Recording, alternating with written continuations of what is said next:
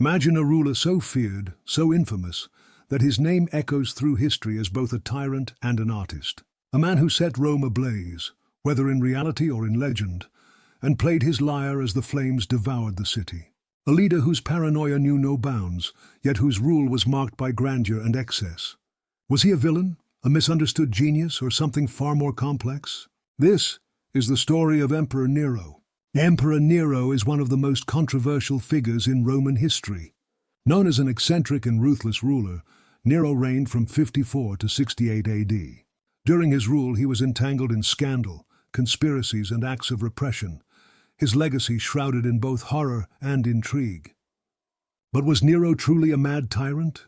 Or is there more to his story than meets the eye? Nero was born on December 15, 37 AD, with the name Lucius Domitius Ahenobarbus. His mother, Agrippina the Younger, an ambitious woman from the Julio-Claudian dynasty. His father, Gnaeus Domitius Ahenobarbus, a Roman senator infamous for his cruelty and corruption. But fate had other plans. When Nero was just a child, his father died, leaving Agrippina to seize control of his destiny. Agrippina was no ordinary woman. She was the daughter of Germanicus, a beloved general and one-time heir to the empire, until his untimely, mysterious death. She was determined, relentless, and willing to do whatever it took to see her son rise to power. In 49 AD, Agrippina made her boldest move yet. She married Emperor Claudius, her own uncle, in a marriage driven by pure political ambition. With her influence, she convinced Claudius to adopt Nero and name him heir, casting aside his own son, Britannicus. But that wasn't enough. To cement Nero's claim, she arranged his betrothal to Octavia, Claudius's daughter. And then, rumors swirled. Did Agrippina poison Claudius in 54 AD, feeding him lethal mushrooms just to hasten Nero's rise? Many believe so. At just 16 years old, Nero ascended to the throne. At first, he was seen as a breath of fresh air.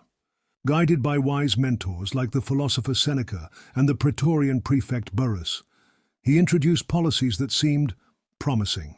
Death sentences were reduced, taxes lowered, lavish public entertainments flourished. But in the shadows, trouble brewed. Agrippina wanted control, but Nero had his own ideas. Their relationship, a ticking time bomb.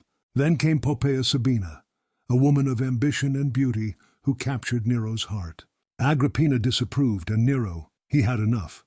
59 AD, Nero devised a chilling plan. First, a shipwreck meant to drown his mother. When she survived, a direct assassination in her villa.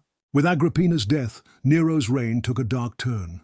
No longer a mere ruler, he became an emperor feared by all. 64 AD, a catastrophe like no other. Flames consumed Rome for 6 days. And Nero? Did he really play his lyre as the city burned? Some say yes.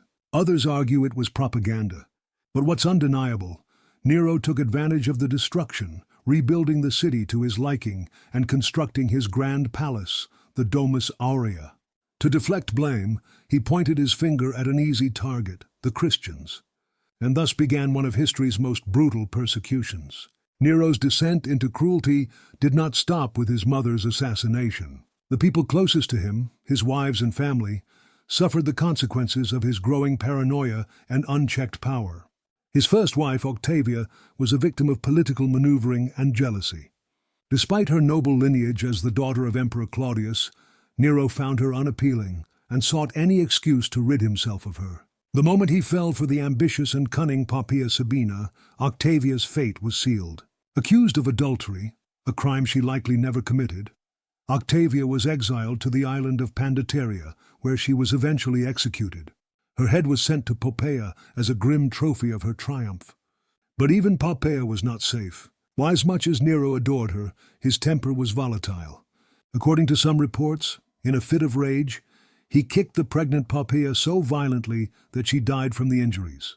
Overcome with grief, or at least the appearance of it, Nero held extravagant funeral rites for her and later deified her. His love life took an even stranger turn when he married Statilia Messalina, a noblewoman who managed to survive his reign. But in an act that stunned even the Romans, he also married a young man named Sporus. Some accounts suggest that Sporus bore a resemblance to Poppaea, leading Nero to castrate and dress him as a woman, treating him as a replacement for his lost love. Their relationship was as bizarre as it was disturbing, showcasing Nero's ever-growing detachment from reality. Nero's extravagance knew no bounds, and the weight of his excesses fell upon the empire's citizens. To fund his ambitious projects, including the opulent Domus Aurea, he imposed crushing taxes that bled the provinces dry. The Roman economy faltered under his relentless spending, yet he remained indifferent to the suffering of his people. Public entertainment grew more grotesque under his rule. The Colosseum had not yet been built, but Nero ensured that the existing arenas provided more bloodshed than ever before. Gladiator battles were made even more violent, and public executions became spectacles of horror. He was said to enjoy disguising himself at night and wandering the streets of Rome, attacking or humiliating unsuspecting citizens. Those who recognized him had little choice but to laugh along or risk execution. Even the Senate was not spared. Nero, ever suspicious, executed senators on mere whispers of conspiracy. His court became a place of fear, where the wrong word or an ill-timed glance could mean death. The once proud Roman elite lived under a cloud of terror, unsure of who would fall next to the emperor's whims. The Great Fire of Rome in 64 AD was a turning point in Nero's rule. Whether or not he played his lyre as the city burned, one thing was clear. He needed a scapegoat. The Christians, a growing sect often viewed with suspicion by Romans, became the perfect target. Under Nero's orders, Christians were rounded up and subjected to unspeakable horrors. Some were sewn into animal skins and torn apart by dogs. Others were crucified along the roads leading to Rome. The most infamous punishment involved Christians being set alight as human torches to illuminate Nero's nighttime garden parties. Their suffering was immense, but their martyrdom only strengthened their resolve, laying the foundations for Christianity's eventual rise. Though Rome had seen persecution before, Nero's brutal methods set a precedent for later emperors. His name would be forever linked with the torment of early Christians, ensuring his place as one of history's most infamous tyrants. By the late 60s AD, Nero's rule had become unsustainable. His paranoia led him to execute trusted advisors and allies, leaving him increasingly isolated. Meanwhile, the provinces, once the backbone of the empire, grew restless. In 68 AD, Gaius Julius Vindex, the governor of Gaul, openly rebelled against Nero's rule. Though his forces were defeated, the rebellion sparked a chain reaction. In Spain, Servius Sulpicius Galba declared himself emperor, rallying support from discontented legions. The Senate, sensing the shifting tides, abandoned Nero. Even the Praetorian Guard, his supposed protectors, turned against him, bribed by Galba's promises of reward. Realizing he had no allies left, Nero fled Rome, seeking refuge in the villa of his freedman Phaon. With his enemies closing in, he contemplated suicide but hesitated. "Is it so terrible a thing to die?" he reportedly asked. Finally, with his pursuers at the door, he forced his secretary Epaphroditus to drive a dagger into his throat. Nero's final words were as dramatic as his life. "Qualis artifex pereo?" What an artist dies in me. Even in death, he saw himself not as a failed emperor, but as a misunderstood visionary. With his death, the Julio-Claudian dynasty came to an end. Rome plunged into chaos, entering the year of the four emperors as rival factions fought for control. Yet despite his horrific reign, Nero's memory endured in surprising ways.